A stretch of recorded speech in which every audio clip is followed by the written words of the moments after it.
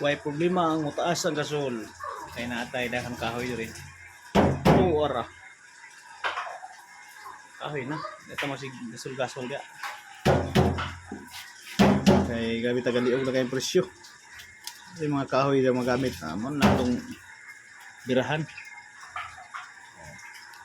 Sub tayo. Volume to the max. Always ginatong pilion nga mga pagkaon na isulod sa itong bakba, puro healthy. Kay last night, dito ko sa hospital, magbantay sa akong ugangan. Niduwa ko sa akong ugangan dito. So nakita na akong nakapalibot, no? Grabe kaluoy sa mga nakapalibot itong kauban sa akong ugangan. Magtulo na ang nadido dito. Sukad pagdala sa akong ugangan dito ng lugar. So naay mga diwang na kaayaw kasi gana lang ang mata. So kasagaran sakit kidney o kining yang sa atay baga, tungod sa batanon pa abusado na sa lawas.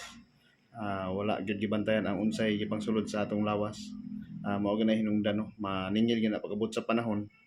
So kinsa ra may mag-antos kita ra gihapon. Na-realize na ko nga grabe na ko bugwad sa una og kaning inom man ang mga ilim ng makahubog. Pero sukad ato nakita na ko nga labing pag-antos na kaya namatay itong mga palibot na sa akong ugangan dito.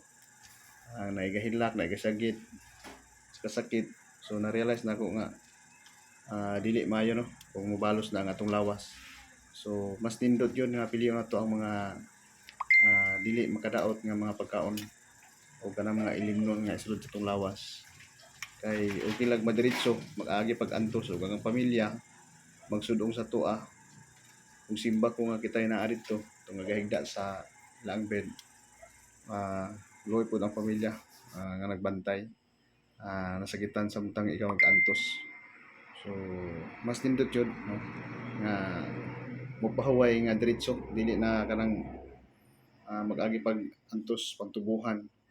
So nga inganyo to mo nga abi nga itong lawas o mga unata para healthy kanunay ang ato ang lawas ug manguna-una. Bye-bye. Ay, kalamne!